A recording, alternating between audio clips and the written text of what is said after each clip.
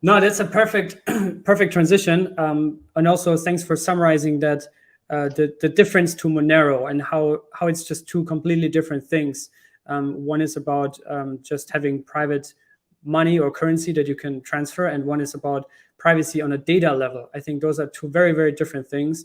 And speaking of that, what are some of the verticals? What are some of the ecosystems within Secret that you already see where there's traction being gained, there's real users, right? I think it goes across the board, and there's a very broad application scenario that ranges from DeFi stuff and from NFT stuff. Maybe you can give us a high-level overview of the Secret ecosystem as of today and some of the main verticals where there's exciting use cases that you also find very interesting. Of course. So, I keep talking about the next phase, like things that come after sending money privately, but as a matter of fact, so today, Secret allows you to basically bridge assets, obviously through IBC from any ecosystem, and we also have bridges from Ethereum, Binance Smart Chain, and now with the XLR, we have some legacy bridges, and now with the XLR partnership, we're going to have all of their bridges as well. Now, why is that exciting? Because Secret is fully CosmWasm compatible, has been for 2 years. Well, I think the first one, and but with privacy, and that means that you can take any asset over IBC or over XLR bridge or other. Like you can take Ethereum, you can take Osmosis, you can take Juno, whatever you want, right? And you can bridge them to Secret, and then you can wrap them into a SNP20 token, which is basically kind of like an ERC20 token or a CosmWasm 20 token. And the point is that once it's in that form, it's completely private. Like you can then transact with it completely privately. And why am I saying that? Because surprisingly or not so surprisingly, we are seeing like I think like about a couple of million of volume a day of these transactions going through the bridges that are not going to one of the other applications, which means that people are actually transferring all kinds of assets from IBC, from EVM chains, from wherever into Secret, because they realize that's a place that allows them to transact and use it privately. So that is already a very, very powerful value proposition.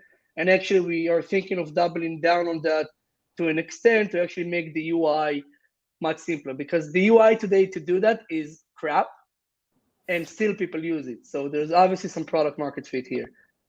So that's one angle. The other angle discusses private.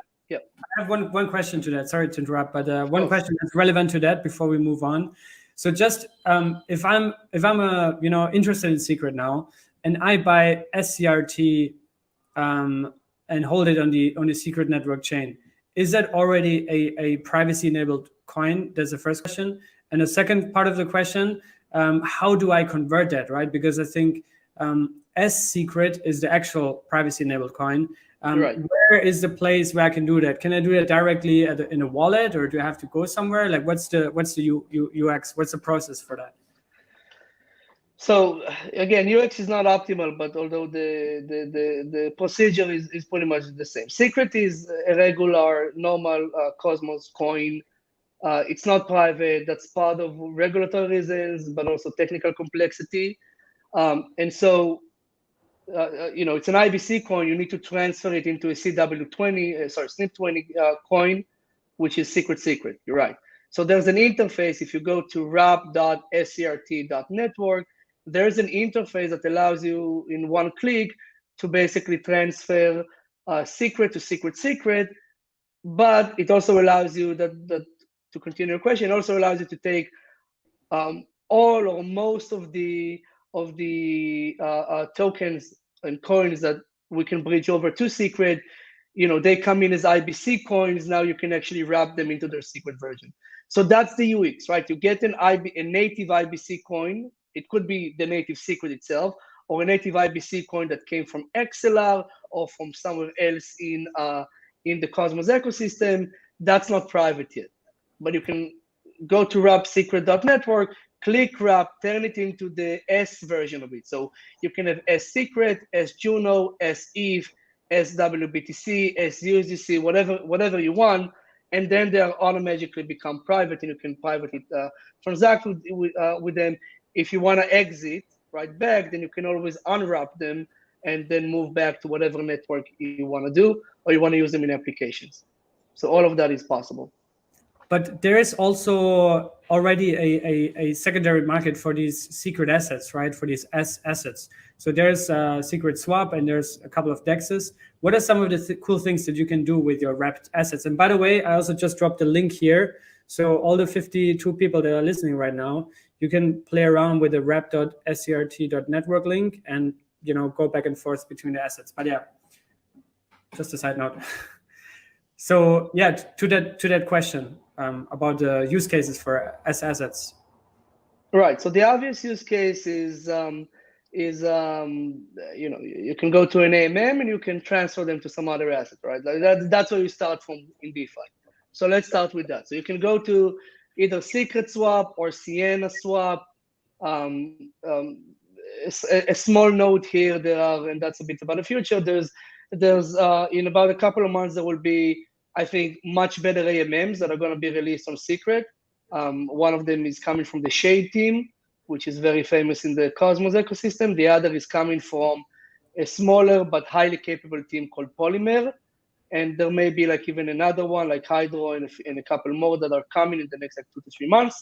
But right now, even if you go to these two AMMs, the cool part is that because it uses SNP20s and because actually all of everything that you do in Secret, like all the transaction inputs, when a user sends a function call, like a method call in a contract, like an AMM, the inputs are encrypted. And the point is that because the inputs are encrypted, that this makes, by default, the developer doesn't have to do anything. By default, any AMM, or even a lending platform, let's talk about an AMM first. Any AMM that launches on Secret Network is front-running resistant by default, which is pretty amazing already, right? So that's, if you trade them on these platforms, then that's the one thing that you get. The other thing that you get is that you get some notion of privacy. Now, why am I saying some notion of privacy? I don't want to get too technical, but there was a design choice in these AMMs. And that design choice was what kind of slippage do you want to give people, right? So people trade in the AMM. If you give them the best price possible, which is how all AMMs work, then if you're a smart attacker, you can probably infer and leak some information about who traded and how much they traded. So you get some privacy, but it's not full. However, if you use an AMM on Secret and you really want to maintain your privacy, just use an AMM on Secret. Then whatever asset you transfer to, you can always transfer that privately, because it's an S asset, to a different wallet. And the point being that you can, if you want maximum privacy, you want some notion of privacy that's better than anywhere else, you already get it with those AMMs. You want maximum privacy, just take whatever you swapped into, send it privately to a new wallet. No one sees that transaction, no one sees those details.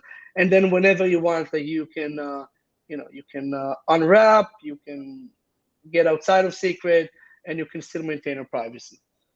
But those UX quirks are some of the stuff that we're working on and actually want to improve, but you can already get that today. Yeah.